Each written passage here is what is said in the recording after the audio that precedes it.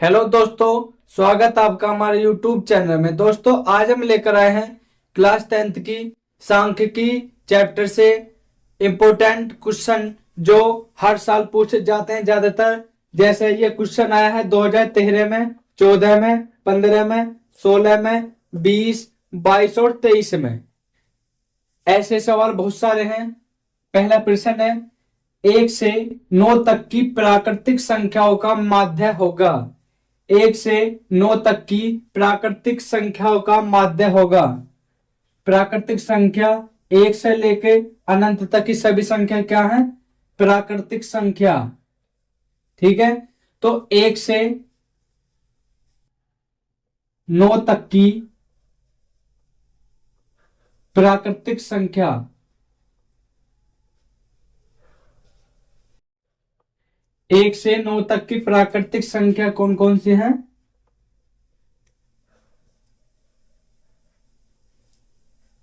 1, 2, 3, 4, 5, 6, 7, 8 और 9। ठीक है, तो 1 से 9 तक की प्राकृतिक संख्या कौन कौन से होगी? 1, 2, 3, 4, 5, 6, 7, 8, 9। ठीक है, अब कह रहा है संख्याओं का माध्य होगा। संख्याओं का माध्य समांतर माध्य होगा। समांतर माध्य होता है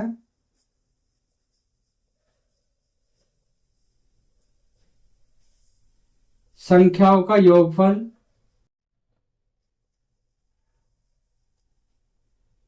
संख्याओं का योगफल बटे कुल संख्या या संख्या, कुल संख्या, कुल संख्या।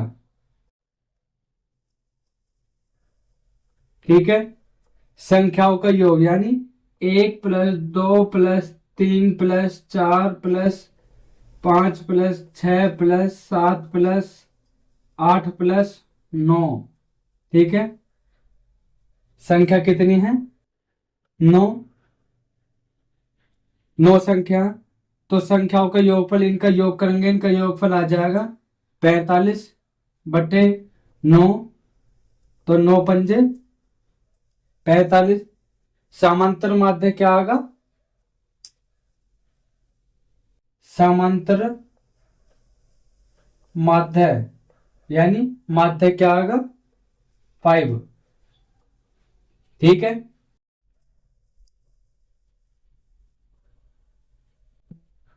अगला प्रश्न है, 1 से 10 तक की धनात्मक सम संख्याओं का समांतर माध्य होगा। 1 से 10 तक की धनात्मक सम संख्याओं का समांतर माध्य होगा।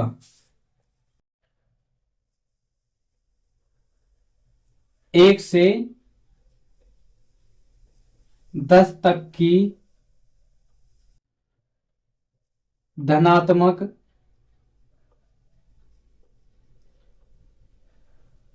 सम संख्याएं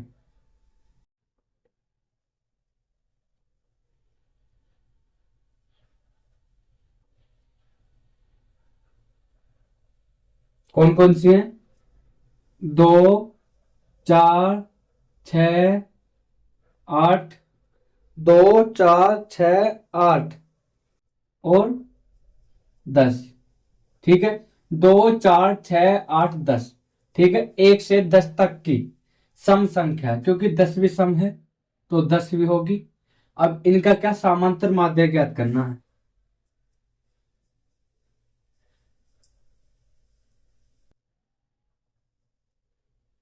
समांतर माध्य वही पहला वाला,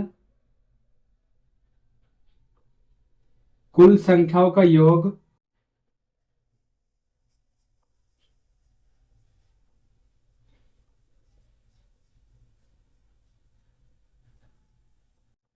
बटे कुल संख्याएं।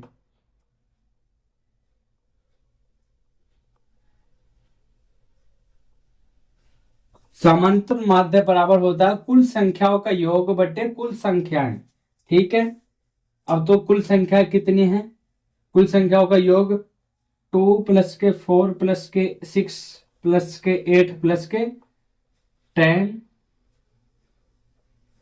बटे कुल संख्या, संख्या कितनी है 1 2 3 4 5, ठीक है, समांतर माध्य है, ठीक है, इनका योग करो। समांतर माध्य 6 6 12 8 20 10 30 है, 30 बटे 5 कितना आ जाएगा 6। तो समांतर माध्य क्या आएगा, समांतर माध्य क्या आएगा 6, ठीक है। अगला प्रश्न है यदि 7 13 20 17 तथा 3x का समांतर माध्य 18 है, 7 13 20 17 तथा 3x का समांतर माध्य 18 है, तो x का मान ज्ञात करना है।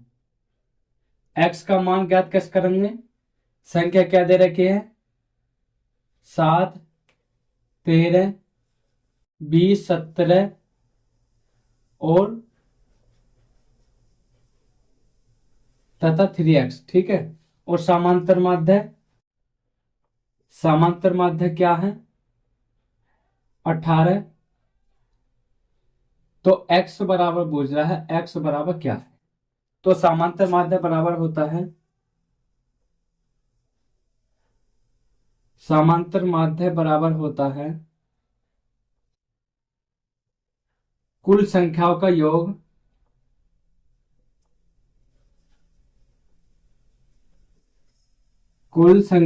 योग बटे कुल संख्याएं।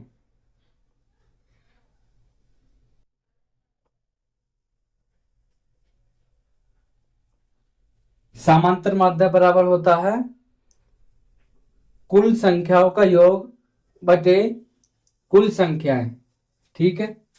अब इसमें समांतर माध्य दिया है 18, कुल संख्याओं का योग 7 + 13 20 + 17 प्लस के 3x, ठीक है, बटे कुल संख्या कितनी है 1 2 3 4 5, तो कुल संख्या कितनी होगी 5, क्रॉस गुना कर दो, 18 पंजे 90 इक्वल टू 20 40 40 से 17 57 प्लस 3x। अब ये 90 माइनस के 57 को इधर लेकर बराबर 3x, ठीक है, कितने बचे 33 इक्वल टू 3x। तो x बराबर क्या आएगा, x बराबर आएगा 11, ठीक है, तो x बराबर 11 आएगा। एक बार दोबारा से पढ़ते हैं, प्रश्न यदि 7 13 20 17 तथा 3x का समांतर माध्य 18 है, तो x का मान ज्ञात करना है, ठीक है। सवाल ये क्या है 7 13 20 17 और 3x दे रखे हैं, इनका समांतर माध्य 18 है, तो x बराबर पूछा है इसमें। तो समांतर माध्य बराबर होता है कुल संख्याओं का योग बटे कुल संख्याएं। समांतर माध्य दिया है 18, कुल संख्याओं का योग 7 + 13 + 20 + 17 प्लस 3x, ठीक है। कुल संख्या कितनी है 5, 5 से भाग कर दो, 18 पंजे 90, सारे का योग करेंगे 57 प्लस के 3x, ठीक है। अब 90 में से 57 घटाएंगे प्लस के बराबर कितना है 3x, 90 में 57 जाएंगे 33 इसका तो कितना बचेगा 3x। तो x बराबर क्या आएगा 11, ठीक है। 12 व्यक्तियों के भार का समांतर माध्य 45.6 किलोग्राम है, उनके भारों का योगफल ज्ञात करना है। प्रश्न है 12 व्यक्ति हैं, उनके भारों का समांतर माध्य 45.6 किलोग्राम है, उनके भारों का योगफल ज्ञात करना है।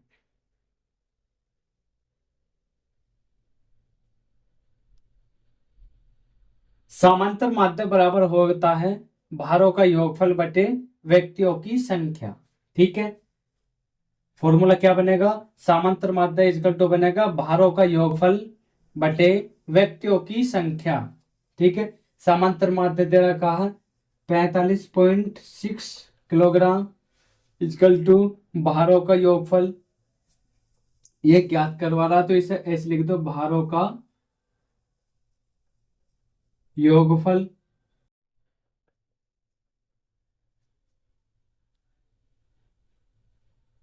बटे व्यक्तियों की संख्या। 12 व्यक्ति हैं तो 12 से भाग कर दो, तो 45.6 क्रॉस गुना कर दो इंटू 12 इक्वल टू भारों का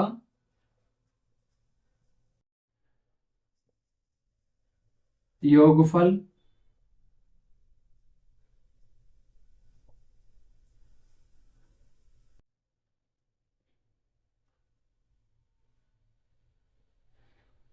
पाँच सौ 47.2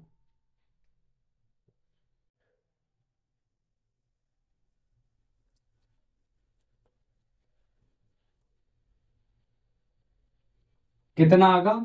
547.2 ये क्या है? भारों का योगफल।